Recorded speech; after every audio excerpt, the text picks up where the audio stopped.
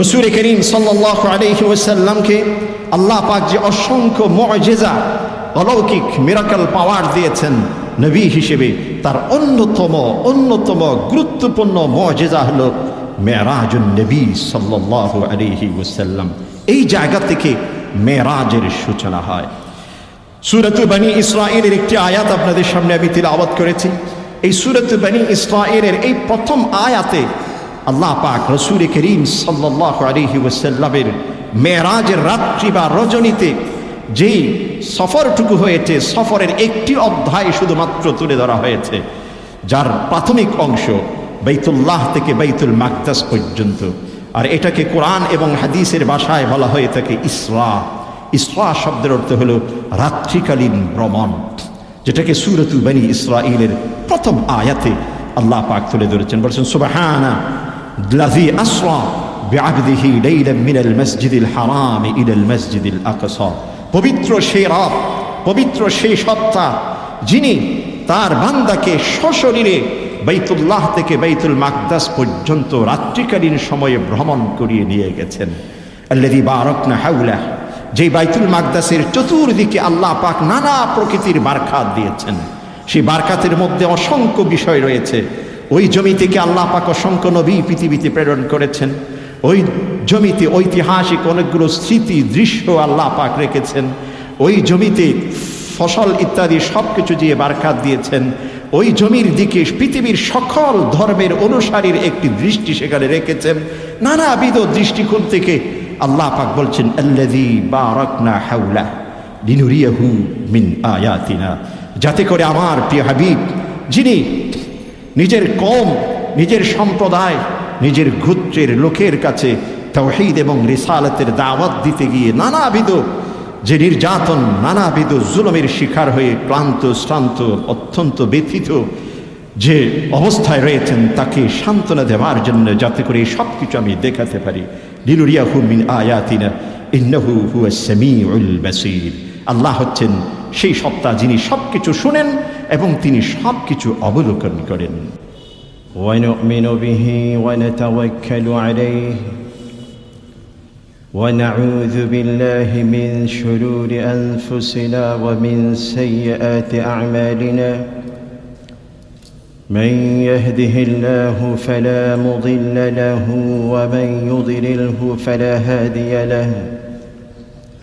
وأشهد أن لا إله إلا الله وحده لا شريك له. وأشهد أن سيدنا ونبينا ومولانا محمدًا عبده ورسوله صلى الله تعالى عليه وعلى آله وأصحابه وبارك وسلم تسليمًا كثيرًا. أما بعد، فأعوذ بالله من الشيطان الرجيم. بسم الله الرحمن الرحيم. سبحان الذي أسرى بعبده ليلا من المسجد الحرام إلى المسجد الأقصى الذي باركنا حوله لنريه من آياتنا إنه هو السميع البصير. صدق الله مولانا العظيم وصدق رسوله النبي الكريم، ونحن على ذلك من الشاهدين والشاكرين، والحمد لله رب العالمين. وعن أنس بن مالك رضي الله عنه قال: قال رسول الله صلى الله عليه وسلم: لما عرج بي مررت بقوم لهم أذفار من نحاس يخمشون بها وجوههم وصدورهم، فقلت: من هؤلاء يا جبريل؟ فقال: هؤلاء الذين يأكلون لحوم الناس ويقعون في أعراضهم، أو كما قال النبي عليه الصلاة والسلام. শ্রদ্ধেয় ও সম্মানিত মুসলমান হযরত, আমরা সকলেই মহাব্বতের সাথে সেই প্রিয় নবী হযরত মুহাম্মদ মুস্তাফা সাল্লাল্লাহু আলাইহি ওয়াসাল্লামের শানে দরুদ পাঠ করি, যার মাধ্যমে এই দিন, এই সম্মান আমরা অর্জন করতে পেরেছি। আল্লাহুম্মা সাল্লি আলা সাইয়্যিদিনা মুহাম্মাদিন ওয়া আলা আলি সাইয়্যিদিনা মুহাম্মাদ কামা সাল্লাইতা আলা ইব্রাহিম ওয়া আলা আলি ইব্রাহিম ইন্নাকা হামিদুম মাজিদ। اللهم بارك على سيدنا محمد وعلى آل سيدنا محمد كما باركت على إبراهيم وعلى آل إبراهيم إنك حميد مجيد. محترم ومعزز مسلمين الكرام، الله পাকের অশেষ মেহেরবানি, সাপ্তাহিক ঈদের দিন জুমার এই গুরুত্বপূর্ণ আসরে যাবতীয় কার্যক্রম থেকে সম্পূর্ণ পৃথক হয়ে ইবাদত এবং জুমার খুতবা ও দ্বীনি আলোচনা শোনার উদ্দেশ্যে যথাসময়ে তার ঘরের মেহমান হিসেবে উপস্থিত হওয়ার তৌফিক নসিব করেছেন, এজন্য তার শুকরিয়া জ্ঞাপন করে বলি আলহামদুলিল্লাহ। আল্লাহ রাব্বুল আলামিন এই জগৎকে যে সাজিয়েছেন, তার মধ্যে মানব জাতিকে সকল সৃষ্টির শ্রেষ্ঠতম জাতি হিসেবে আল্লাহ পাক সম্মানিত করেছেন। এই মহিমান্বিত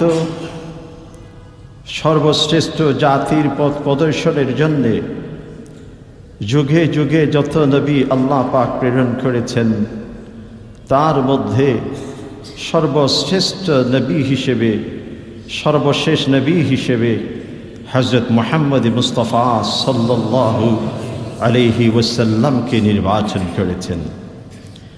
আল্লাহ রাব্বুল আলামিন রাসূল করিম সাল্লাল্লাহু আলাইহি ওয়াসাল্লামকে যেমনটি সাইয়্যিদুল আম্বিয়া, ইমামুল মুরসালিন এই সম্মানে সম্মানিত করেছেন, ঠিক তেমনিভাবে পৃথিবীর অন্যান্য নবীদেরকে যেমনটি আল্লাহ পাক নানাভাবে পরীক্ষা করেছেন, ইমতিহান করেছেন, রাসূল করিম সাল্লাল্লাহু আলাইহি ওয়াসাল্লামও সেই ধরনের কঠিনতম কঠিন পরীক্ষা, ইমতিহান তিনি দিয়েছেন। নিজের পরিবার, নিজের বংশ এবং গোত্রের কাছে যে ব্যক্তিত্ব, যিনি আল আমিন as-সাদিক হিসেবে প্রসিদ্ধি লাভ করেছিলেন, ঠিক যখনই তিনি সকলকে একত্ববাদের প্রতি আহ্বান করলেন, তাওহীদ এবং রিসালাতের প্রতি দাওয়াত দিলেন, সকলেই তার বিপক্ষে, তার বিরুদ্ধে অবস্থান করতে শুরু করল। এমনকি নিজের একেবারে কাছের থেকে কাছের আত্মীয় স্বজন পর্যন্ত ভেঙে বসেছেন। ঠিক সেই মুহূর্তে রাসূল করিম সাল্লাল্লাহু আলাইহি ওয়াসাল্লাম কোনো কিছুর সামনে মাথা নত না করে আল্লাহ প্রদত্ত যে মিশন, সেই মিশন নিয়ে এগিয়ে গেছেন। কিন্তু তৎকালীন কুরাইশ, কাফের মুশরিকদের সমাজ, তারা রাসূল করিম সাল্লাল্লাহু আলাইহি ওয়াসাল্লামের দাওয়াতি কার্যক্রমের উন্নতি অগ্রগতি দেখে তারা সহ্য করতে পারেননি। এক পর্যায়ে রাসূল করিম সাল্লাল্লাহু আলাইহি ওয়াসাল্লামকে সামাজিকভাবে সব কিছু থেকে বিচ্ছিন্ন করার জন্যে সোশ্যাল বয়কট তারা অবলম্বন করলেন, যার ঐতিহাসিক ঘটনা আমাদের কাছে স্পষ্ট। শিআবে আবি তালিব নামে 3 বছর পর্যন্ত, 7ম হিজরি থেকে শুরু করে 10 হিজরি পর্যন্ত, রাসূলের নবুয়তের 7ম সন থেকে 10ম পর্যন্ত রাসূল করিম সাল্লাল্লাহু আলাইহি ওয়াসাল্লাম সামাজিকভাবে এক ধরনের অবরুদ্ধ জীবন যাপন করেছেন। অন্য গোত্রীয় কেউ যদি রাসূল করিম সাল্লাল্লাহু আলাইহি ওয়াসাল্লামের সাথে সাক্ষাৎ করতে চাইতেন, সাহায্য সহযোগিতা এগিয়ে যেতে চাইতেন, সম্পূর্ণরূপে প্রতিবন্ধকতা সৃষ্টি করত। এমনকি যারা সেখানে বন্দি অবস্থায় ছিলেন, সেই সমস্ত মাদের বুকের দুধ পর্যন্ত শুকিয়ে গেছিল, বাচ্চারা দুধ পর্যন্ত পাচ্ছিল না খাদ্যের অভাবে। এমন এক পরিবেশ, এমন এক কঠিন সময় রাসূল করিম সাল্লাল্লাহু আলাইহি ওয়াসাল্লাম অতিক্রম করেছেন। এই সোশ্যাল বয়কট এর পিছনে একটি চুক্তি তারা লিপিবদ্ধ করেছিলেন, যেই চুক্তি নামাটুকু বাইতুল্লাহর সাথে ঝুলিয়ে রেখেছিল। আল্লাহ রাব্বুল আলামিন সময় যখন অতিক্রম হতে শুরু করল, ওয়াহির মাধ্যমে রাসূল করিম সাল্লাল্লাহু আলাইহি ওয়াসাল্লামকে জানিয়ে দিলেন, যেই চুক্তিনামা হয়েছিল সেই চুক্তির মধ্যে আল্লাহর নাম ব্যতীত যাবতীয় সব কিছু সেখান থেকে মুছে গেছে। রাসূল করিম সাল্লাল্লাহু আলাইহি ওয়াসাল্লাম নিজের চাচা আবু তালেবের কাছে সেই তথ্যটুকু তিনি দিলেন, যে তাদের সাথে যে চুক্তি এগ্রিমেন্ট পেপার যেখানে সিগনেচার হয়েছিল, সকলের চুক্তিনামার মধ্যে আল্লাহর নাম ব্যতীত অবশিষ্ট আর কোনো কিছু নেই। আবু তালেব কুরাইশের অন্যতম সরদার যারা ছিলেন তাদের সাথে বসলেন, যখন এই তথ্যটুকু ইনফরমেশন দিলেন, খোঁজ নিয়ে দেখা গেল সত্যি আল্লাহর নাম ব্যতীত আর কোনো কিছু সেখানে অবশিষ্ট নেই। এই চুক্তিনামা যখন মুছে যায়, সকলেই এক ধরনের ভীত সন্ত্রস্ত হয়ে পড়ে, যে নিশ্চয়ই মুহাম্মদের মধ্যে এমন কোনো অলৌকিক শক্তি রয়েছে, যার কারণে যে তথ্য সে দিয়েছে, যে চুক্তিনামা তাদের সাথে স্বাক্ষরিত হয়েছে, এক আল্লাহর নাম ব্যতীত আর বাকি সব কিছু কীভাবে মুছে যায়। ধীরে ধীরে হতে হতে এখান থেকে রাসূল করিম সাল্লাল্লাহু আলাইহি ওয়াসাল্লাম সেই বয়কটের আবদ্ধতা থেকে বেরিয়ে আসেন। এরপর রাসূল করিম সাল্লাল্লাহু আলাইহি ওয়াসাল্লাম যখন দাওয়াতি কাজ চালাতে শুরু করলেন, আবু তালেবের কাছে যে কুরাইশের যারা সরদার নেতৃবৃন্দ একের পর এক বৈঠক করলেন, যে মুহাম্মদকে যাতে এই দাওয়াত থেকে, এই কাজ থেকে বিরত রাখা যায়। এবং তারা রাসূলের কাছে এক একটি প্রস্তাব দিলেন, সম্পদের প্রস্তাব দিলেন, সুন্দরীর রমণীর প্রস্তাব দিলেন, একই সাথে পদ পদবীর প্রস্তাব দিলেন। সকল প্রপোজাল, সমস্ত প্রস্তাব রাসূল করিম সাল্লাল্লাহু আলাইহি ওয়াসাল্লাম তাৎক্ষণিক নাকচ করে দিয়েছেন। এরপর যেতে যেতে রাসূল করিম সাল্লাল্লাহু আলাইহি ওয়াসাল্লামের জীবনে সবচাইতে বেশি যিনি সহযোগী ছিলেন, আবু তালেব, তিনি পৃথিবী থেকে বিদায় নেন। তার বিদায় নেওয়ার কিছুদিন পর রাসূল করিম সাল্লাল্লাহু আলাইহি ওয়াসাল্লামের এবং শিশু নবুয়তের যিনি সবচাইতে সহযোগী ছিলেন, খাদিজাতুল কুবরা রাদিয়াল্লাহু আনহা, তিনিও পৃথিবী থেকে বিদায় নেন। এমনকি সেই বছরটি, সেই সনটি এত বেশি রাসূলের কাছে কষ্টের, দুঃখের, ব্যথার ছিল, সেই বছরটিকে আমুল হুজন হিসেবে ঐতিহাসিকগণ সেটাকে চিহ্নিত করেছেন। রাসূল করিম সাল্লাল্লাহু আলাইহি ওয়াসাল্লাম এমন ব্যথা, এমন শূন্যতা, এই সব কিছু থেকে বেরিয়ে আসার জন্যে, কিছুটা শান্তি, স্বস্তি, প্রশস্তি অর্জনের জন্যে তায়েফবাসীর উদ্দেশ্যে তিনি সফর করেছেন, যাতে করে সেখানে গিয়েও যদি কোনো কিছু সান্ত্বনা পাওয়া যায়। কিন্তু তায়েফ, সেখানে গোত্রের 3 ভাই ছিলেন, 3 ভাইয়ের 3টি গোত্রের একটা সেখানে বলয় ছিল। রাসূল করিম সাল্লাল্লাহু আলাইহি ওয়াসাল্লাম প্রথম ভাইয়ের কাছে গেছেন, তিনি রাসূলকে ফিরিয়ে দিয়েছেন যে তোমার মতো একজন ব্যক্তিকে আল্লাহ পাক নবী হিসেবে প্রেরণ করতে পারেন না। দ্বিতীয় ভাইয়ের কাছে গেছেন, তিনি বললেন তোমাকে যদি আল্লাহ পাক নবী হিসেবে নির্বাচন করেন, তাহলে বাইতুল্লাহর গিলাফ, বাইতুল্লাহর দেয়াল হয়তো ফেটে যেতে পারে। রাসূলকে উপেক্ষা করলেন, তুচ্ছ তাচ্ছিল্য করে তাড়িয়ে দিলেন। এমনকি তৃতীয় জনের কাছে যখন গেল, তিনি বললেন যদি আল্লাহ পাক আপনাকে নবী হিসেবে পৃথিবীতে প্রেরণ করেন, তাহলে আমার মতো নগণ্য ব্যক্তি আপনার সামনে দাঁড়িয়ে কথা বলার তেমন কোনো সুযোগ নেই। আর যদি আপনাকে আল্লাহ পাক নবী হিসেবে বানাবার মতো সেরকম কোনো কিছু না থাকে, আপনার সাথে কথা বলারও কোনো প্রয়োজন নেই। এভাবে রাসূলকে তাড়িয়ে দেয়। শুধু রাসূলকে উপেক্ষা করেছেন, রাসূলের দাওয়াতকে অস্বীকার করেছেন তা নয়, রাসূলের পিছনে কিছু বাচ্চা, কিছু পাগলকে লেলিয়ে দিয়েছেন, যারা রাসূলকে পাথর নিক্ষেপ করে রক্তাক্ত করেছিলেন। এবং রাসূল করিম সাল্লাল্লাহু আলাইহি ওয়াসাল্লাম সে রক্তটুকু যাতে মাটিতে না পড়ে নিজের কাপড় দিয়ে পাগড়ি দিয়ে সেটা মুছে নিয়েছেন। ঠিক সেই সময় রসূল করিম সাল্লাল্লাহু আলাইহি ওয়াসাল্লাম আল্লাহর কাছে প্রার্থনা করেছেন, আল্লাহুম্মা আশকু ইলাইকা যুআফা কুওয়াতি ওয়া কিল্লাতা হিলাতি ওয়া হাওয়ানি আলান নাস। হে আল্লাহ, আমি সবচেয়ে আমার দুর্বল শক্তির টুকু আপনার কাছে উপস্থাপন করছি। আমার কুটকৌশল অত বেশি মজবুত শক্তিশালী নয়, কিন্তু মানুষের কাছে আমি যে তুচ্ছ তাচ্ছিল্য হচ্ছি, ইয়া রব আপনি আমাকে এ কেমন জাতির কাছে প্রেরণ করলেন। আল্লাহ রসুল ভারাক্রান্ত হয়ে গেলেন, অত্যন্ত ব্যথিত হলেন। দীর্ঘ লম্বা দোয়া আল্লাহ রসুল আল্লাহর কাছে পেশ করলেন। এরপর আল্লাহ পাক জিবরিল আমিনকে রসুলের কাছে পাঠিয়েছেন। জিবরিল আমিন এসে রসুলকে বললেন, ইয়া রসুল আল্লাহ, আল্লাহ পাক আপনার কাছে পাঠিয়েছেন, আপনি যেই নির্দেশটুকু দিবেন সেটুকু আমি পালন করব।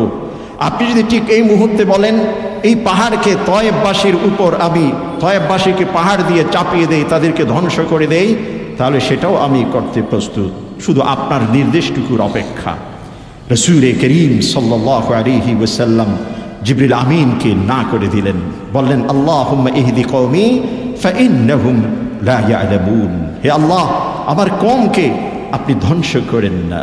হতে এমন হতে পারে তাদের ভবিষ্যৎ প্রজন্ম থেকে কোনো না কোনো একজন এই তাওহীদি দাওয়াত, এই রিসালাতের যে আহ্বান, এইটুকু তারা বুঝতে পারবে, উপলব্ধি করতে পারবে, ঈমানের পথে এসে যেতে পারে। জিবরিল আমিন শেষ পর্যন্ত রসুলকে সেখান থেকে সেই রসুল উম্মতের জন্য কেঁদে উম্মতকে সেই বিপদ থেকে রক্ষা করে ক্লান্ত শ্রান্ত হয়ে মক্কা নগরীতে এসে গেলেন। বাইতুল্লাহর পাশে উম্মে হানির ঘরে এসে রসূল করিম সাল্লাল্লাহু আলাইহি ওয়াসাল্লাম বিশ্রাম নিচ্ছিলেন। আল্লাহ পাক যখন কোনো ব্যক্তিকে, নিজের কোনো বান্দাকে কোনো উচ্চ মকামে পৌঁছাতে চান, তার পূর্বে আল্লাহ পাক কঠিন কিছু ইমতিহান এবং পরীক্ষা দিয়ে তাকে প্রস্তুত করে তোলেন। রসূল করিম সাল্লাল্লাহু আলাইহি ওয়াসাল্লামের এই ধারাবাহিক ত্যাগ তিতিক্ষা, এই ধারাবাহিক রসূলের যে ইমতিহান, এই সব কিছুর পর রসূলকে সম্মান প্রদর্শনের সময় এরপর শুরু হলো। উম্মে হানির ঘরে রসূল করিম সাল্লাল্লাহু আলাইহি ওয়াসাল্লাম শুয়ে আছেন। ঠিক সেই সময় জিবরিল আমিন ফেরেশতার একটি বহর নিয়ে রসূলের কাছে উপস্থিত। রসূল করিম সাল্লাল্লাহু আলাইহি ওয়াসাল্লামকে ওই ঘর থেকে বের করে জিবরিল আমিন আসার পর রসূলকে ঘুম থেকে জাগিয়ে তোলে। এই জায়গাটি খুবই গুরুত্বপূর্ণ। ঐতিহাসিকদের বর্ণনা এবং আমরা অনেক সময় লিখিত বিভিন্ন এই ঘটনাগুলো যখন শুনি, এই জায়গাতে, এই সূক্ষ্ম জায়গাতে একটি বিষয় রয়ে গেছে। জিবরিল আমিন এসে রসূলকে সর্বপ্রথম ঘুম থেকে জাগিয়ে তুলেছেন, ঘুমন্ত অবস্থায় নয়। ঘুম থেকে জাগানোর পর বাইতুল্লাহর পাশে নিয়ে আসেন, সেখান থেকে জমজমের পাশে। অতঃপর রসূল করিম সাল্লাল্লাহু আলাইহি ওয়াসাল্লামের সিনা মোবারক জান্নাত থেকে নিয়ে আসা এক পাত্রে রসূলের কালবকে সেখান থেকে বের করে নেয়।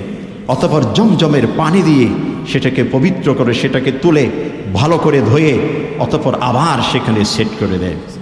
এরপর রসূল করিম সাল্লাল্লাহু আলাইহি ওয়াসাল্লামকে জিবরিল আমিন একটি বাহন নিয়ে আসে, যে বাহনটির নাম হচ্ছে বুরাক। বুরাক শব্দটি এসেছে বারকুন থেকে। বারকুন শব্দটির অর্থ হলো বিদ্যুৎ, যে আমরা যে বিদ্যুৎ চমকায় এটাকে বারকুন বলা হয় কোরআনে কারীমের। আরও বিভিন্ন জায়গায় এই শব্দটি কোরআনে কারীমে ব্যবহৃত হয়েছে। বারকুন থেকে বুরাক, অর্থাৎ বৈদ্যুতিক গতিতে, তার চেয়ে দ্রুততম গতিতে যেই বাহনটি চলে সেটাকে বুরাক হিসেবে বলা হয়েছে। রসূল করিম সাল্লাল্লাহু আলাইহি ওয়াসাল্লামের সামনে একটি বাহন যেটার নাম বুরাক জিবরিল আমিন উপস্থাপন করে, আপনি এটাতে আরোহণ করুন। জিবরিল আমিন সাথে রয়েছেন, সেই বুরাকে আরোহণ করলেন। যেতে যেতে পথের মধ্যে অনেকগুলো ঐতিহাসিক দৃশ্য রসূল করিম সাল্লাল্লাহু আলাইহি ওয়াসাল্লামকে তিনি দেখিয়েছেন। বিভিন্ন জায়গাতে রসূল করিম সাল্লাল্লাহু আলাইহি ওয়াসাল্লাম নামাজ আদায় করেছেন, যেমনটি তুর পর্বতে, সেখানে রসূল ইসলাম নামাজ আদায় করেছেন। এভাবে যেতে যেতে সেখান থেকে আল্লাহ পাক জিবরিল আমিনের মাধ্যমে রসূলকে মসজিদুল আকসা, বাইতুল মাকদাস পর্যন্ত নিয়ে যায়। ঠিক যেই সময় রসূলকে বাইতুল মাকদাস পর্যন্ত নিয়ে যায়, রসূল করিম সাল্লাল্লাহু আলাইহি ওয়াসাল্লাম সেখানে পৌঁছবার পূর্বে আগে থেকেই আল্লাহ পাক পৃথিবীতে যত নবী প্রেরণ করেছেন সমস্ত নবীদের একটি বহর বাইতুল মাকদাসে অবস্থান করছিলেন। রাসূল করিম সাল্লাল্লাহু আলাইহি ওয়াসাল্লামের যে বাহনটুকু জিবরিল আমিন নির্দিষ্ট একটি জায়গায় বেঁধে দিলেন, অতঃপর রাসূলকে ভিতরে প্রবেশ করালেন এবং সকলে সববন্দী হয়ে কাতারবন্দী হয়ে বাইতুল মাকদাসে কাতারবন্দী হয়ে অপেক্ষমান ছিলেন। ঠিক সেই সময় রাসূল করিম সাল্লাল্লাহু আলাইহি ওয়াসাল্লামকে সকল নবীদের ইমাম হিসেবে দাঁড় করিয়ে দেন এবং রাসূলের ইমামতিতে, এই জন্য বলা হয় তাকে ইমামুল মুরসালিন। আল্লাহ পাক যত নবী প্রেরণ করেছেন সকলের ইমাম হিসেবে এই সম্মান আল্লাহ পাক রাসূলকে দিয়ে ইমামতের মাধ্যমে সেখানে নামাজ আদায় করেছেন। মনে রাখতে হবে এই নামাজ কোনো ফরজ নামাজ ছিল না, এশা ফজর এরকম কোনো ফরজ নামাজ নয়, এটা নফল নামাজ হিসেবে ছিল। এরপর তাদের কাছ থেকে সেখান থেকে বিদায় নিয়ে রাসূল করিম সাল্লাল্লাহু আলাইহি ওয়াসাল্লামের সামনে আরেকটি বাহন জিবরিল আমিন নিয়ে আসে, যে বাহনটির নাম হচ্ছে রফরফ, যেটা সিঁড়ির মতো। অনেকেই সেটাকে রকেটের সাথে তুলনা করেছেন, অনেকে অ্যাক্সেলেটরের সাথে, অনেকে এলিভেটেড কোনো কিছুর সাথে সেটা তুলনা করে বুঝবার জন্যে জাগতিক কোনো কিছুকে দিয়ে এক্সাম্পল হিসেবে অনেকে উপস্থাপন করেছেন। কিন্তু আমরা যেই জগতে বসবাস করি এটা হচ্ছে আলেমুল আমসাল, আরেকটি হচ্ছে আলেমুল গায়ব। আলেমুল আমসাল এটাকে আলেমুল শাহাদা বলা হয়ে থাকে, দৃশ্য জগৎ। এখানে সব কিছুর একটা মাধ্যম থাকে, একটা আরেকটার সাথে নির্ভরশীলতা থাকে।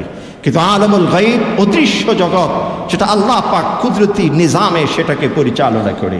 রফরফ আলেমুল গায়বের অন্যতম একটি বাহন, যেটাকে আলেমুল শাহাদার সাথে, আলেমুল আমসালের সাথে, এই দৃশ্যমান জগতের কোনো কিছু দিয়ে তুলনা হিসেবে উপস্থাপন করা অত্যন্ত কঠিন। এরপরেও কেউ বুঝবার জন্যে আধুনিক প্রযুক্তির সাথে তুলনা করে কেউ সেটাকে এক একভাবে উপস্থাপন করেছেন। রফরফ এসে উপস্থিত, রাসূল করিম সাল্লাল্লাহু আলাইহি ওয়াসাল্লাম সেই রফরফে আরোহণ করলেন, সাথে সাথে উপরের দিকে রাসূল করিম সাল্লাল্লাহু আলাইহি ওয়াসাল্লামকে ভ্রমণ করে নিয়ে গেলেন। রাসূল করিম সাল্লাল্লাহু আলাইহি ওয়াসাল্লামকে আল্লাহ পাক যে অসংখ্য মুআজিজা, অলৌকিক মিরাকল পাওয়ার দিয়েছেন নবী হিসেবে, তার অন্যতম গুরুত্বপূর্ণ মুআজিজা হলো মেরাজুন নবী সাল্লাল্লাহু আলাইহি ওয়াসাল্লাম। এই জায়গা থেকে মেরাজের সূচনা হয়। সূরাত বনী ইসরাঈলের একটি আয়াত আপনাদের সামনে আমি তিলাওয়াত করেছি। এই সূরাত বনী ইসরাঈলের এই প্রথম আয়াতে আল্লাহ পাক রাসূল করিম সাল্লাল্লাহু আলাইহি ওয়াসাল্লামের মেরাজের রাত্রি বা রজনীতে যেই সফরটুকু হয়েছে, সফরের একটি অধ্যায় শুধুমাত্র তুলে ধরা হয়েছে, যার প্রাথমিক অংশ বাইতুল্লাহ থেকে বাইতুল মাকদাস পর্যন্ত। আর এটাকে কোরআন এবং হাদিসের ভাষায় বলা হয়ে থাকে ইসরা।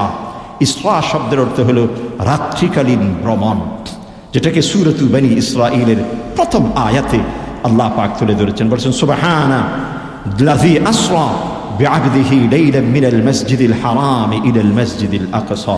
পবিত্র সেই রব, পবিত্র সেই সত্তা, যিনি তার বান্দাকে সশরীরে বাইতুল্লাহ থেকে বাইতুল মাকদাস পর্যন্ত রাত্রিকালীন সময়ে ভ্রমণ করিয়ে নিয়ে গেছেন।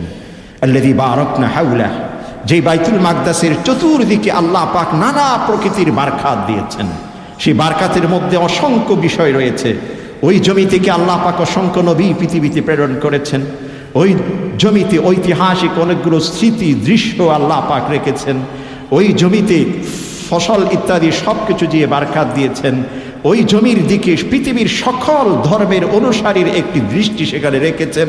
নানাবিধ দৃষ্টিকোণ থেকে আল্লাহ পাক বলছেন আল্লাযী বারাকনা হাওলা লিনুরিয়াহু মিন আয়াতিনা, যাতে করে আমার প্রিয় হাবিব, যিনি নিজের কওম, নিজের সম্প্রদায়, নিজের গোত্রের লোকের কাছে তাওহীদ এবং রিসালাতের দাওয়াত দিতে গিয়ে নানাবিধ যে নির্যাতন, নানাবিধ জুলুমের শিকার হয়ে ক্লান্ত শ্রান্ত অত্যন্ত ব্যথিত যে অবস্থায় রয়েছেন, তাকে সান্ত্বনা দেওয়ার জন্য, যাতে করে সব কিছু আমি দেখাতে পারি।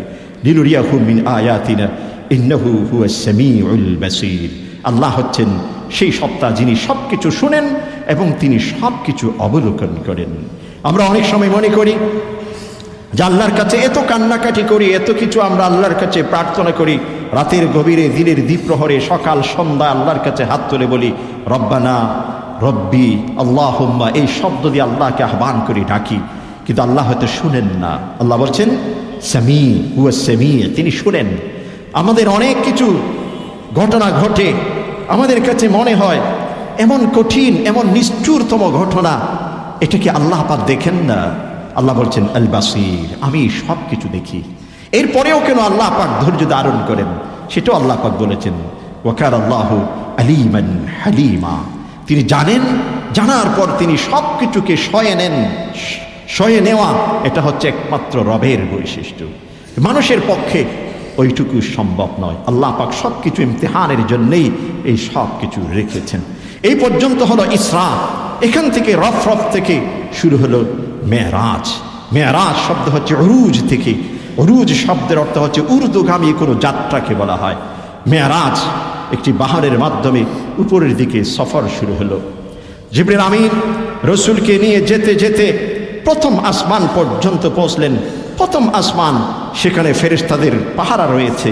তারা জিজ্ঞাসা করল কে? বলেন মুহাম্মদ। তিনি কে? তাকে নবী হিসেবে আল্লাহ পাক পৃথিবীতে প্রেরণ করেছেন। পরিচয় দেওয়ার পর আসমানের দরজা খুলে যায়। অতঃপর সেখানে হযরত আদম আলাইহিস সালামের সাথে সাক্ষাৎ হয়। এভাবে আল্লাহ পাক 7 জন নবীর সাথে সেখানে সাক্ষাৎ হয়। আদম আলাইহিস সালামের সাথে, এরপরের আসমানে ঈসা আলাইহিস সালামের সাথে, এরপরের আসমানে ইউসুফ আলাইহিস সালামের সাথে, এরপরের আসমানে ইদ্রিস আলাইহিস সালামের সাথে, এরপরের আসমানে হারুন আলাইহিস সালামের সাথে, এরপরের আসমানে মূসা আলাইহিস সালামের সাথে, এরপরের আসমানে ইব্রাহিম আলাইহিস সালামের সাথে সাক্ষাৎ হয়। এক একজন নবী রসুলকে এক এক ভাষায়, এক এক আঙ্গিকে রসুলকে ইস্তেকবাল করেছেন। কেউ ভাই বলেছেন, কেউ সন্তান বলেছেন, কেউ অন্যভাবে রসুলকে ইস্তেকবাল করেছেন। সমস্ত আসমানের এক একটি ধাপ অতিক্রম করে রসুল করিম সাল্লাল্লাহু আলাইহি ওয়াসাল্লামকে জিবরিল আমিন সরিহুল কালাম, যেখানে পৃথিবীর সব কিছু লিপিবদ্ধ হয়, যেখানে কুদরতি লিখনির কাজ হয়, সেই জায়গাতে রসুল করিম সাল্লাল্লাহু আলাইহি ওয়াসাল্লামকে নিয়ে গেছেন, যেখানে কলমের খসখস শব্দ রসুল শুনেছেন। এরপর আরশ পর্যন্ত রসুলকে নিয়ে যায়। এরই ভিতরে রসুল করিম সাল্লাল্লাহু আলাইহি ওয়াসাল্লামকে আল্লাহ পাক জান্নাত এবং জাহান্নামের বিভিন্ন দৃশ্য আল্লাহর রসুলকে দেখিয়েছেন।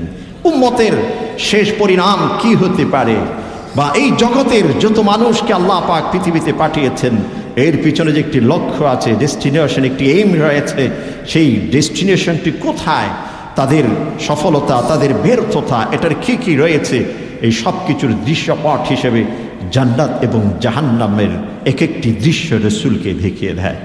প্রথমে জান্নাতীদের দৃশ্য দেখেন যে কিছু মানুষ দেখা যাচ্ছে, ওনারা এক জমিতে, সুন্দর উর্বরতম এক জমিতে তারা ফসল করছেন, ফসল ক্ষেত ইত্যাদি সব কিছু রোপণ করছেন, আবার সেখান থেকে উন্নত মানের ফসল তারা তুলছেন, অতঃপর সেগুলো আহার করছেন, উপভোগ করছেন, আবার সেটা পূর্বের দিকে ফিরে যাচ্ছে, আবার সেটা করছেন। এভাবে পুনরাবৃত্তি হতে আছে এক একটি সুন্দর রমরমা পরিবেশ নিয়ে।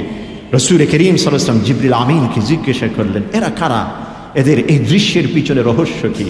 রসুল করিম সাল্লাল্লাহু আলাইহি ওয়াসাল্লামকে জিবরিল আমিন উত্তর দিলেন, এরা হচ্ছেন পৃথিবীতে ওই সমস্ত মুমিন, ওই সমস্ত মানুষ যারা পৃথিবীতে নেক কাজ করেছেন, ভালো কাজ করেছেন।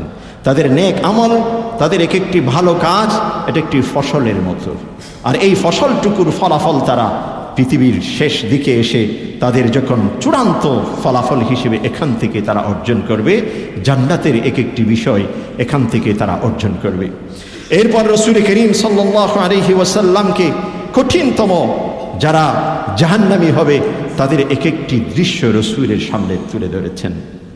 দেখলেন কিছু কিছু মানুষ যে তারা, তাদের হাতের মধ্যে রয়েছে যে ধারালো কিছু নখ। রসুল আনাস ইবনে মালিক রাদিয়াল্লাহু আনহু ইরশাদ করছেন, লাম্মা উরিজা বি মারারতু বিকওমিন, এমন কিছু সম্প্রদায়ের পাশ দিয়ে আমি অতিক্রম করলাম, লাহুম আযফারুম মিন নুহাস, লোহার যেমনটি ধারালো এক একটি যে আপনার চুরির মতো বা অন্য কিছু ধারালো থাকে, সেরকম নখ, ধারালো নখ তাদের হাতে রয়েছে। ইয়াখমিশুনা বিহা উজুহাহুম ওয়া সুদুরাহুম, তারা ওই নখ দিয়ে চেহারা আঁচড়াচ্ছেন, বুকের এক একটি যে আপনার পাঁজর পর্যন্ত আঁচড়িয়ে নিয়ে যাচ্ছেন এবং ব্যথা অনুভব করে চিৎকার করছেন। আবার পুনরাবৃত্তি হচ্ছে, সেটা এগেইন পুনরাবৃত্তি হতে আছে। রাসূল করিম সাল্লাল্লাহু আলাইহি ওয়াসাল্লাম জিজ্ঞাসা করলেন, এরা কারা? মান হাউলা ইয়া জিবরিল, এরা কারা? রাসূল করিম সাল্লাল্লাহু আলাইহি ওয়াসাল্লাম উত্তরে বললেন, হাউলা আল্লাযীনা ইয়াকুলুনা লুহুমান নাস, এরা হচ্ছে পৃথিবীর ওই সমস্ত মানুষ যারা মানুষের পিছনে মানুষের দুষ্ত্রুটি ইত্যাদি এগুলো চর্চা করত, গীবত করত। গীবত করার অর্থ হলো নিজের ওই ভাইয়ের মৃত লাশের মৃত গোস্ত আহার করার সমতুল্য। এই জন্য জিবরিল আমিন বলছেন হাউলা আল্লাযীনা ইয়াকুলুনা লুহুমান নাস, এরা যারা নিজের ভাইদের মৃত লাশের রক্ত আহার করত, গোস্ত আহার করত, অর্থাৎ মানুষের গীবত করত। ওয়ায়াকাউনা ফি আরাদিহিম, একই সাথে তাদের ইজ্জত এবং সম্মান নিয়ে তারা টানা হেঁচড়া করত। ওই সমস্ত মানুষগুলোকে আল্লাহ পাক এই শাস্তিটুকু দিচ্ছেন। এরপর যেতে যেতে রাসূল করিম সাল্লাল্লাহু আলাইহি ওয়াসাল্লাম আর কিছু জাতিকে দেখলেন। ওই সমস্ত জাতিকে ফেরেশতারা তাদের মাথার উপর দিয়ে এক একটি বৃহৎ আকারের পাথর নিয়ে দাঁড়িয়ে আছে এবং তাদের মাথার উপর সেই পাথর নিক্ষেপ করছেন। পাথর যখন নিক্ষেপ করে মাথার সব কিছু একেবারে টুকরো টুকরো হয়ে এসে মাটির সাথে মিশে যায়, এমন এক পরিবেশ, কিন্তু চিৎকার করতে থাকে ব্যথায়। মনে রাখতে হবে আল্লাহ পাক কোরআন কারীমের মধ্যে বলেছেন, জাহান্নামীদের যত অঙ্গের ক্ষতি হোক না কেন মৃত্যু কিন্তু তাদের হবে না। তারা মৃত্যু কামনা করবে, মৃত্যুর জন্য আহ্বান করবে, মৃত্যুকে ডাকবে। ইয়াদউ সুবুরা, আল্লাহ পাক বলছেন তোমরা মওতকে, মৃত্যুকে তোমরা ডাকতে থাকো, কিন্তু মৃত্যু তাদেরকে সেদিন কোনো স্পর্শ করবে না। তারা জান তাদের মধ্যে থাকবে, প্রাণ তাদের মধ্যে থাকবে, কিন্তু অঙ্গের খানি হচ্ছে, অঙ্গের এক একটি ক্ষত হচ্ছে, সব কিছুর মাধ্যমে কঠিন ব্যথা তারা সেদিন অনুভব করবে। ফেরেশতা যখন মাথার উপর আঘাত করছে, চূর্ণ বিচূর্ণ হয়ে যাচ্ছে, আর তারা চিৎকার করছে। আবার সেই দৃশ্যের পুনরাবৃত্তি হতে যাচ্ছে। রাসূল করিম সাল্লাল্লাহু আলাইহি ওয়াসাল্লাম জিজ্ঞাসা করলেন, এরা কারা? জিবরিল আমিন বললেন, এরা হচ্ছে সেই সমস্ত মানুষ যারা পৃথিবীতে নামাজ আদায় করত না। আল্লাহ পাক 5 ওয়াক্ত নামাজ হিসেবে, ইবাদত হিসেবে একটি সুন্দর ইবাদত মানুষকে দিয়েছেন। এই ইবাদতকে যারা অস্বীকার করত, এই ইবাদতকে যারা আদায় করত না, আল্লাহ পাক তাদেরকে এই শাস্তি দিচ্ছেন। এই জন্য রাসূল করিম সাল্লাল্লাহু আলাইহি ওয়াসাল্লাম এক হাদিসে ইরশাদ করেছেন, নামাজ হচ্ছে মানুষের শরীরের মাথার মতো। কিরকম? রাসূল করিম সাল্লাল্লাহু আলাইহি ওয়াসাল্লাম একদিন সাহাবায়ে কেরামদেরকে জিজ্ঞাসা করছেন, তোমরা কি কখনো মাথাবিহীন মানুষ দেখেছো? মাথাবিহীন, যার মাথা নেই। সাহাবায়ে কেরাম অবাক হয়ে গেলেন যে বিকলাঙ্গ যারা হয়, তাদের হাত না থাকতে পারে, পা না থাকতে পারে, কান না থাকতে পারে, নাক না থাকতে পারে, চোখ একটি অন্ধ হতে পারে, কিন্তু তিনি মাথা যদি একজন ব্যক্তির না থাকে, তিনি তার মানুষের, তার অস্তিত্বই থাকার বিষয় নয়। সাহাবায়ে কেরাম অবাক হয়ে জিজ্ঞাসা করলেন, ইয়া রাসূলুল্লাহ, এমন প্রকৃতির মাথাবিহীন মানুষ তো এটা কল্পনা করা যায় না। রাসূল করিম সাল্লাল্লাহু আলাইহি ওয়াসাল্লাম ইরশাদ করলেন, ওই মুমিন, যে মুমিন ঈমানদার হিসেবে দাবি করে অথচ তিনি নামাজ আদায় করে না, সে ব্যক্তি মাথাবিহীন মানুষের সমতুল্য। এজন্য যে আল্লাহ পাক রাসূল করিম সাল্লাল্লাহু আলাইহি ওয়াসাল্লাম জাহান্নামীদের যে দৃশ্যপট দেখলেন, যারা পৃথিবীতে নামাজ আদায় করতেন না, তাদের মাথার উপর ফেরেশতারা আঘাত করতে শুরু করেছে। এরপর যেতে যেতে রাসূল করিম সাল্লাল্লাহু আলাইহি ওয়াসাল্লাম আর কিছু মানুষ দেখলেন, তাদের চেহারা শূকরের মতো পরিণত হয়ে গেছে, শূকরের চেহারায় পরিণত হয়ে গেছে। পুরা শরীর মানুষের দেহের মতো, কিন্তু চেহারাটুকু শূকরের মতো চিৎকার করছে। তারা এক ধরনের লাঞ্ছনা, এক ধরনের বঞ্চনা, তারা এভাবে চিৎকার করতে শুরু করেছে। রাসূল করিম সাল্লাল্লাহু আলাইহি ওয়াসাল্লাম জিজ্ঞাসা করলেন, ইয়া জিবরিল, এরা কারা? জিবরিল আমিন বললেন, এরা হচ্ছে পৃথিবীর ওই সমস্ত মানুষ যারা অপর ভাইকে ফাঁসাবার জন্যে, অপর ভাইয়ের ইজ্জত লুণ্ঠনের জন্যে, তার বিপক্ষে, তার বিরুদ্ধে মিথ্যা সাক্ষী দিয়েছিলেন। তাদেরকে আল্লাহ পাক পৃথিবীর ওই মানুষগুলোকে আজকে শূকরের চেহারায় পরিণত করে দিয়েছেন। এভাবে যেতে যেতে রাসূল করিম সাল্লাল্লাহু আলাইহি ওয়াসাল্লাম আরো সামনের দিকে যখন গেলেন, এমন কিছু মানুষ দেখলেন যাদেরকে ফেরেশতারা কঠিনভাবে গলা চেপে ধরছে। আমাদের যেমন একজন মানুষের ঝগড়া হয়, চেপে ধরে, গলা চেপে ধরে, ফেরেশতারা কঠিনভাবে গলার এখানে চেপে ধরেছেন। তারা চিৎকার করছে ব্যথায়, কিন্তু তারা মৃত্যু তাদের হচ্ছে না, চিৎকার করছে। জিবরিল আমিনকে রাসূল করিম সাল্লাল্লাহু আলাইহি ওয়াসাল্লাম জিজ্ঞাসা করলেন, এরা কারা? জিবরিল আমিন বললেন, এরা হচ্ছে ওই সমস্ত মানুষ যারা সমাজের মানুষের মধ্যে ধর্মীয় দৃষ্টিকোণ থেকে বিভিন্ন দৃষ্টিকোণ থেকে বিভ্রান্তি সৃষ্টি করার জন্য ওয়াজ করতেন, বয়ান করতেন, যে এক সময় এক কথা, আরেক সময় এক কথা। কোন একটি সমাজের সুন্দর সুন্দর একটি আমল, সুন্দর একটি দিনের উপর মানুষ রয়েছে, সেখানে বিভ্রান্তি সৃষ্টি করার জন্যে, শুধুমাত্র মানুষের মধ্যে মতানৈক্য সৃষ্টি করার জন্যে এক একটি বিষয়কে উপস্থাপন করে, উত্তোলন করে তাদের এই কঠিন পরিণতি। এভাবে এক একটি দৃশ্য এক একজনের এক একভাবে দেখেছেন। আর কিছু জাতিকে দেখেছেন, তাদের মাথার উপরে রয়েছে যে আপনার লজ্জাস্থান, নারীদের যে লজ্জাস্থান, এরকম লজ্জাস্থান মাথার উপর রয়েছে, সেখান থেকে পচা পুঁচ ঘোলা যে আপনার যত নাপাক সব কিছু সেখান থেকে ঝরছে, আর তারা সেগুলো আহার করছে, পান করছে, এবং যখন পান করে তাদের চেহারার সব কিছু ঝলসে যাচ্ছে। জিবরিল আমিনকে জিজ্ঞাসা করলেন, ইয়া জিবরিল, এরা কারা? রাসূল করিম সাল্লাল্লাহু আলাইহি ওয়াসাল্লামকে উত্তর দিলেন, এরা হচ্ছেন সেই মানুষ যারা পৃথিবীতে ব্যভিচারে লিপ্ত হয়েছিল। আল্লাহ পাক হালাল পদ্ধতি, হালাল পন্থায় মানব সভ্যতা বিকাশের জন্য আকদে নিকাহের একটি সুন্দর পথ আল্লাহ পাক উন্মুক্ত করেছেন। আল্লাহ পাক নর এবং নারীকে সৃষ্টি করেছেন মানব সভ্যতা বিকাশের জন্যে। তবে এই মানব সভ্যতা বিকাশের সুন্দর এবং উন্নততম একটি পদ্ধতি, পথ আল্লাহ পাক দেখিয়ে দিয়েছেন, সেটা হচ্ছে আকদে নিকাহ, যেটা জান্নাতে আল্লাহ পাক আদম এবং হাওয়া আলাইহিস সালাতু ওয়াস সালাম দুজনের মাঝে হয়েছিল। সেখান থেকে হতে হতে কিয়ামত পর্যন্ত সুস্থ সুন্দরভাবে, সুন্দর এবং পবিত্রতম যে পদ্ধতি আকদে নিকাহ পদ্ধতি, এভাবে একে অপরের কাছে আসার একটি সুন্দর পথ দেখিয়ে দিয়েছেন। কিন্তু পৃথিবীর কিছু মানুষ নিজের চাহিদাকে, নিজের সেই জৈবিক শক্তিকে অপব্যবহার করত, তারা বেবিচারে লিপ্ত হতো। তাদের কঠিন এই শাস্তি আজকের এই দিনে তারা নাপাক, পচা গলা এই সব কিছু তারা পান করবে। এইভাবে যেতে যেতে আরো দেখেছেন কিছু মানুষ রক্তের নহর, পচা গলা রক্তের নহরের মাঝখানে তাদেরকে দাঁড় করিয়ে রেখেছেন। জিজ্ঞাসা করলেন, এরা কারা?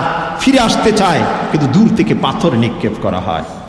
তখন জিবরিল আমিন বলছেন, এরা পৃথিবীতে সুদ গ্রহণ করত, যারা সুদ ভিত্তিক যারা লেনদেন করত, তাদের এই পরিণতি। এভাবে এক একটি দৃশ্যপট, এক একটি দৃশ্য রাসূল করিম সাল্লাল্লাহু আলাইহি ওয়াসাল্লামকে দেখিয়েছেন। এগুলো পুরাটা তালিকা যদি আমি দিতে চাই, সময়ের কিন্তু ব্যাপার রয়েছে, সময় অত্যন্ত সংক্ষিপ্ত, সামনের দিকে এই জন্য যাচ্ছি। জান্নাতের পর জাহান্নামের এক একটি দৃশ্য রাসূল করিম সাল্লাল্লাহু আলাইহি ওয়াসাল্লামকে আল্লাহ পাক সেদিন দেখিয়েছেন। অতঃপর যেতে যেতে আরশের পর রসুল যখন আরশ পর্যন্ত পৌঁছে যায়, এরপর রসুল সামনের দিকে অগ্রসর হবে। জিবরিল আমিন রসুলকে বললেন, ইয়া রাসূলুল্লাহ, আপনি সামনের দিকে অগ্রসর হন, আমার আর সামনের দিকে যাওয়ার অনুমতি নেই। এরপর আল্লাহর সাথে রাসূল করিম সাল্লাল্লাহু আলাইহি ওয়াসাল্লামের সাথে সাক্ষাৎ। এই সাক্ষাৎ কি সরাসরি চোখের মাধ্যমে তিনি দেখেছেন, নাকি আড়ালে আল্লাহর সাথে কথোপকথন হয়েছে? এই বিষয়ে অনেকগুলো মতামত রয়েছে। অনেক মতামতের মধ্যে বেশ কিছু সাহাবায়ে কেরাম বলেছেন সরাসরি আল্লাহকে দেখেছেন। কিভাবে দেখেছেন সেটা রাসূল করিম সাল্লাল্লাহু আলাইহি ওয়াসাল্লাম তিনিই জানেন। কিন্তু বিষয়টি হচ্ছে এমন, আমি আগেও বলেছি অতীতে, আলামুল শাহাদা, আলামুল গায়ব, আমরা যে জগতের মধ্যে বসবাস করছি, এই জগৎ হচ্ছে 3 ডাইমেনশনাল ওয়ার্ল্ড। এখানে আমাদের যে কোনো জিনিসের 3টি জিনিস, দৈর্ঘ্য, প্রস্থ, গভীরতা, 3টি এখানে দিক রয়েছে। কিন্তু ওই আলামুল গায়বের যে ডাইমেনশন, সেখানে 6 ডাইমেনশন, 7, 8 ডাইমেনশন সেখানে রয়েছে। এই 3টির চাইতে আরো অধিক ডাইমেনশন সেখানে রয়েছে। এই জন্য ওই জগতের কিছু জিনিসকে এই জগতের ভাষা বা দৃষ্টান্ত দিয়ে বর্ণনা করা এটা কঠিন কালেও সম্ভব নয়। এই জন্য রাসূল করিম সাল্লাল্লাহু আলাইহি ওয়াসাল্লাম হয়তো সেটা সেভাবে তিনি তুলে ধরেননি। আল্লাহর সামনে যখন রাসূল করিম সাল্লাল্লাহু আলাইহি ওয়াসাল্লাম উপস্থিত, আল্লাহর সামনে কি উপস্থাপন করবেন? আল্লাহর সামনে রাসূল করিম সাল্লাল্লাহু আলাইহি ওয়াসাল্লাম উপস্থাপন করেন, আত-তাহিয়াতু লিল্লাহ ওয়াস-সালাওয়াতু ওয়াত-তাইয়্যিবাত। আত-তাহিয়াত মৌখিক যত, ভাষাগত যত ইবাদত রয়েছে, আত-তাহিয়াত, আত-তাহিয়াত, আমরা তাসবিহ পাঠ করি, তিলাওয়াত করি, আমরা আল্লাহর প্রশংসা ধরি, উচ্চারণ করি, আল্লাহ পাকের শ্রেষ্ঠত্বের দিনে আল্লাহু আকবার, তাকবীর, তাহলিল, তাহমিদ, তাসবিহ, এই ধরনের মৌখিক যত ইবাদত রয়েছে সবকিছু আত-তাহিয়াতু লিল্লাহ। ওই ইবাদতটুকু আপনার সামনে উপস্থাপন করছি। ওয়াস-সালাওয়াত, জিসমানি দৈহিক যত ইবাদত রয়েছে, সেখানে হজ অন্তর্ভুক্ত, সেখানে সালাত অন্তর্ভুক্ত, সেখানে আমাদের যে কোনো মুভমেন্টের মাধ্যমে দৈহিক যত ইবাদত সব কিছু তার অন্তর্ভুক্ত। ওয়াসসালাওয়াত ওয়াত তাইয়্যিবাত, একই সাথে আল্লাহর পথে ব্যয় করার মাধ্যমে অর্থনৈতিক যত ইবাদত রয়েছে ওয়াত তাইয়্যিবাত তার অন্তর্ভুক্ত। অর্থাৎ আমার যাবতীয় ইবাদতগুলো হে আল্লাহ আপনার সামনে উপস্থাপন করছি। আত-তাহিয়াতু লিল্লাহি ওয়াস-সালাওয়াতু ওয়াত-তাইয়্যিবাত, যখন আল্লাহর সামনে আল্লাহ রসুল আল্লাহর প্রিয় হাবিব যাবতীয় ইবাদতগুলো উপস্থাপন করেছেন এবং তিনটি শব্দ দিয়ে তিন ধরনের সব কিছু উপস্থাপন করেছেন, আল্লাহ পাক রসুলকে নিরাশ করেননি। আল্লাহ বলছেন আসসালামু আলাইকা আইয়ুহান নাবিয়্যু ওয়া রাহমাতুল্লাহি ওয়া বারাকাতুহু, হে আমার প্রিয় হাবিব, হে আমার নবী, তোমার উপর আমার পক্ষ থেকে শান্তি, তোমার উপর এবং তোমার উপর আমার পক্ষ থেকে রহমত অনুগ্রহ, তোমার উপর আমার পক্ষ থেকে যাবতীয় বারাকাত। আসসালামু আলাইকা আইয়ুহান নাবিয়্যু ওয়া রাহমাতুল্লাহি ওয়া বারাকাতুহু। এরপর রাসূল করিম সাল্লাল্লাহু আলাইহি ওয়াসাল্লাম যখন আল্লাহর সাথে কথোপকথনে আল্লাহর সামনে নিজের হাদিয়াটুকু উপস্থাপন করলেন, আল্লাহ পাক রসুলকে নিজের পক্ষ থেকে হাদিয়াটুকু উপস্থাপন করলেন, ঠিক সেই মুহূর্তে রাসূল করিম সাল্লাল্লাহু আলাইহি ওয়াসাল্লাম পৃথিবীর নিজের উম্মতকে ভুলে যাননি। উম্মতকে স্মরণ করে বললেন আসসালামু আলাইনা ওয়া আলা ইবাদিল্লাহিস সালিহিন, যা আমাদের সকলের উপর এবং পৃথিবীতে ওই সমস্ত বান্দা যারা নেক আমলের সাথে জড়িয়ে আছেন। নেক আমলের প্রথম স্টেপ হচ্ছে ঈমান, ফার্স্ট স্টেপ হচ্ছে ঈমান। যারা ঈমানের সার্টিফিকেট যাদের নেই তাদের নেক আমলের জগতে তারা প্রবেশ করতে পারেনি। এজন্য দেখবেন অসংখ্য কাফির মুশরিক রয়েছে, অসংখ্য বেঈমানরা রয়েছেন, ইসলামের শত্রু রয়েছেন, মানবাধিকার ইত্যাদি সব কিছুকেই বলে তারা মানুষের অনেক কল্যাণমূলক কাজ করে, জনসেবামূলক কাজ করে। কাল কিয়ামতের দিনে এই সব কিছু কোনো কাজে আসবে না, পাহাড় সমতুল্য থাকবে। আল্লাহ পাক বলছেন কুল হাল নুনাব্বিউকুম বিল আখসারিনা আমালা আল্লাযীনা দাল্লা সা'য়ুহুম ফিল হায়াতিদ দুনিয়া ওয়া ইয়াহসাবুনা আন্নাহুম ইউহসিনুনা সুনআ। সূরাতুল কাহফের শেষের দিকে বলছেন আমি কি তোমাদেরকে এমন কিছু মানুষের সম্পর্কে বলবো যারা পৃথিবীতে অসংখ্য আমল করবেন কিন্তু তাদের সেই অগণিত অসংখ্য আমল কোনো কাজে আসবে না, সব কিছু বৃথা। একমাত্র একটি কারণ, সেটা হচ্ছে ঈমানের লাইসেন্স তাদের নেই। আল্লাহ রসুল সাল্লাল্লাহু আলাইহি ওয়াসাল্লাম ঠিক সেই সময় উম্মতে মুসলিমাকে স্মরণ করেছেন আসসালামু আলাইনা ওয়া আলা ইবাদিল্লাহিস সালিহিন।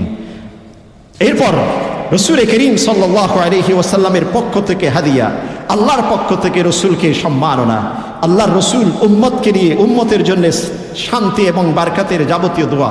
এরপর ফেরেশতারা তখন চুপ ছিলেন না, সকলে সম্মিলিতভাবে রসুলের রিসালাত এবং আল্লাহ পাকের একত্ববাদের সাক্ষ্য দিয়ে সেটাকে পরিপূর্ণ করলেন। আশহাদু আল্লা ইলাহা ইল্লাল্লাহু ওয়া আশহাদু আন্না মুহাম্মাদান আবদুহু ওয়া রাসূলুহু। এটাই হচ্ছে তাশাহুদ, যেটা আমরা নামাজে পড়ে থাকি।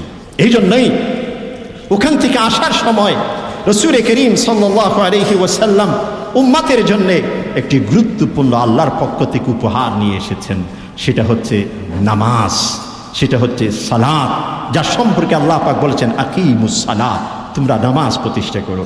পৃথিবীতে অসংখ্য বিধান রয়েছে, যেই বিধানগুলো আল্লাহ পাক জিবরিল আমিন মারফতে ওয়াহির মাধ্যমে রসুল যখন পৃথিবীতে অবস্থান করছেন তখন ওয়াহির মাধ্যমে সেটা পাঠিয়েছেন।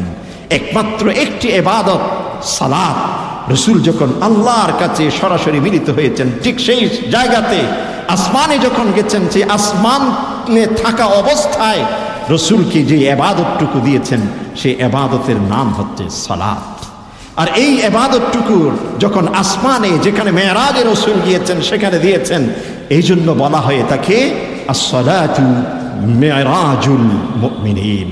অর্থাৎ রসুল করিম সাল্লাল্লাহু আলাইহি ওয়াসাল্লাম নিজে যেমনটি আল্লাহর সাথে সরাসরি সাক্ষাৎ করেছেন, যদিও প্রতিটি উম্মতকে নিজের প্রতিটি যারা রসুলকে বিশ্বাস করেছেন বিশ্বাসীকে আল্লাহ পর্যন্ত সেভাবে নিয়ে যাওয়া সম্ভব না, কিন্তু তাদের বিশ্বাস তাদের আমলের মাধ্যমে যেন প্রতিটি মানুষ সেই মেরাজকে অনুভব করে, এই জন্যই এটাকে বলা হয়ে থাকে আসসালাতু মিরাজুল মুমিনিন। এবং এই সালাতের অন্তর্ভুক্ত ওই তাশাহুদটুকু আল্লাহ পাক দিয়েছেন, যেই তাশাহুদটুকুকে নামাজের জন্য ওয়াজিব করেছেন। কোনো ব্যক্তি যদি তাশাহুদ ভুলে যায় তাকে সেজদে সুহু দিতে হবে। ওই তাশাহুদ, যে তাশাহুদের মধ্যে আল্লাহ এবং রসুল এবং সমগ্র উম্মতের জন্য দোয়ার একটি যে আপনার কনভারজেশন যেখানে রয়েছে, ওইটুকুকে আল্লাহ পাক সালাতের মধ্যে, নামাজের মধ্যে সেট করে দিয়েছেন, যাতে করে প্রতিটি উম্মত সেজদার মাধ্যমে, রুকুর মাধ্যমে, কিয়ামের মাধ্যমে আল্লাহর সাথে সে সাক্ষাতে মিলিত হতে পারে। এই জন্য দেখা যায় নামাজের একেবারে শুরু থেকে শেষ পর্যন্ত যেন আল্লাহর সাথে একজন বান্দা কথা বলছেন। দেখুন সূরাতুল ফাতিহা যখন আমরা শুরু করি আলহামদুলিল্লাহি রাব্বিল আলামিন, আল্লাহ পাক সেটার প্রতি উত্তর দেয়, হামিদানি আবদি, আমার বান্দা আমার প্রশংসা করেছে। প্রতিটি বাক্যে, প্রতিটি আয়াতের এগেনস্টে, প্রতিটি আয়াতের বিপরীতে আল্লাহর পক্ষ থেকে একটি উত্তর রয়েছে, রেসপন্স রয়েছে। অর্থাৎ রাসূল করিম সাল্লাল্লাহু আলাইহি ওয়াসাল্লাম যেমনটি আল্লাহর সাথে সাক্ষাতে কথোপকথন হয়েছে, একজন বান্দা, একজন মুমিন, একজন যে মুসাল্লি, একজন নামাজি ব্যক্তি, তিনি যখন নামাজি দাঁড়ান তিনি আল্লাহর সাথে কথোপকথনে লিপ্ত হয়েছেন। কিন্তু দুঃখের বিষয়, আফসোসের বিষয়, আমরা যখন নামাজে দাঁড়াই তখন দোকানের কর্মচারীর সাথে গল্প দিতে থাকি। নামাজে আমি রয়েছি শিখেই, কিন্তু এখান থেকে আমার দোকানে, আমার অফিসে, আমার ঘরে যারা স্টাফ রয়েছে তাদের সাথে এখান থেকে কি বলবো, কি কৌশল কি করা যায়, এই প্ল্যান পরিকল্পনা কিন্তু আমাদের নামাজে হতে থাকে। এটা কিন্তু আমাদের আফসোসের বিষয়।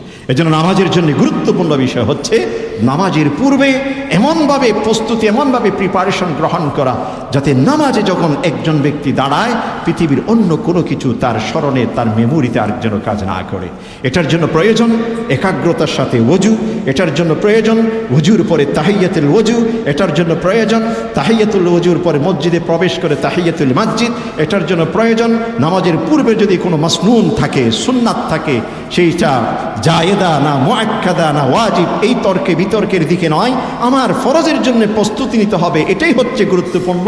ওই সুন্নতটুকু আদায় করা, এরপর একামত যখন শুরু হয় নিজের অন্তরকে সম্পূর্ণ ফ্রেশ করে নামাজে যখন একজন ব্যক্তি দাঁড়াবে, এরপর যখন ইমাম আলহামদুলিল্লাহি রাব্বিল আলামিন তিলাওয়াত করবে, ওই মুক্তদি, ওই মুসল্লির অন্তর আল্লাহর দিকে অবশ্যই ঝুঁকে পড়বে। আর যদি এমন হয় তাড়াহুড়া করে, দৌড়াদৌড়ি করে, কোন দিকে কি হলো যেন, কোত্থেকে যেন পালিয়ে চলে এসেছি বা এরপর আবার আমাকে পালাতে হবে, এইরকম একটা মানসিকতা নিয়ে যদি আমি মসজিদে প্রবেশ করে তাড়াহুড়া করে এসে যদি নামাজে দাঁড়াই কোনো রকম, তাহলে অবশ্যই আমার দোকানের হিসাব, অফিসের হিসাব ছাড়া সেই নামাজ থেকে অন্য কোনো কিছু অর্জন করতে পারবো না। আল্লাহ পাক যে বলেছেন ইন্নাস সালাতা তানহা আনিল ফাহশাই ওয়াল মুনকার, সালাত, নামাজ মানুষকে অশ্লীল জগৎ থেকে, নিষিদ্ধ জগৎ থেকে, মুনকার থেকে আল্লাহ পাক হেফাজত করে। এটা ওই নামাজের কথা বলেছেন, যে নামাজের সম্পর্কে আল্লাহ পাক বলেছেন কদ আফলাহাল মুমিনুন আল্লাযীনা হুম ফি সালাতিহিম খাশিউন। ওই সমস্ত মুমিন সফল যারা খুশু খুদুর সাথে, একাগ্রতার সাথে, একনিষ্ঠতার সাথে, টোটাল কনসেন্ট্রেশন দিয়ে যারা নামাজ প্রতিষ্ঠা করে তারা হচ্ছেন সফল। এরা হচ্ছে এই নামাজের কথা বলেছেন রাসূল করিম সাল্লাল্লাহু আলাইহি ওয়াসাল্লাম। আল্লাহর পক্ষ থেকে উম্মতের জন্য একটি সুন্দর ইবাদতের উপহার নিলেন, সালাত। সেই সালাতটি প্রথমে রাসূলকে 50 ওয়াক্ত সালাত, 50 ওয়াক্ত সালাতের কথা রাসূল করিম সাল্লাল্লাহু আলাইহি ওয়াসাল্লামকে দিলেন। আসার সময় ফেরার পথে মুসা আলাইহিস সালামের সাথে সাক্ষাৎ।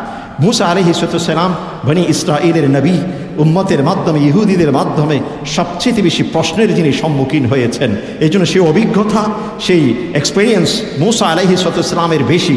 রাসূল ইসলাম যখন আসছেন জিজ্ঞাসা করলেন আপনাকে উপহার হিসেবে কি দিলেন? বললেন 50 ওয়াক্ত নামাজ। বলছে হায় কি করলেন? আমার উম্মতকে, আমার উম্মত বনি ইসরাঈল অনেক শক্তিশালী ছিল, তাদেরকেও এরকম ইবাদত দিয়েছিলেন, তারা পারেননি। আপনার উম্মত অনেক দুর্বল, তারাও পারবে না, আপনি যান, আল্লাহ পাক আপনার কথা শুনবেন। প্রথমবার গেলেন 5 ওয়াক্ত কমিয়ে দিলেন, আবার গেলেন 5 ওয়াক্ত, এইভাবে আসতে ফিরতে যেতে যেতে শেষ পর্যন্ত 5 ওয়াক্ত শুধুমাত্র অবশিষ্ট রয়েছে। মুসা আলাইহিস সালাম বলেন আবার যান।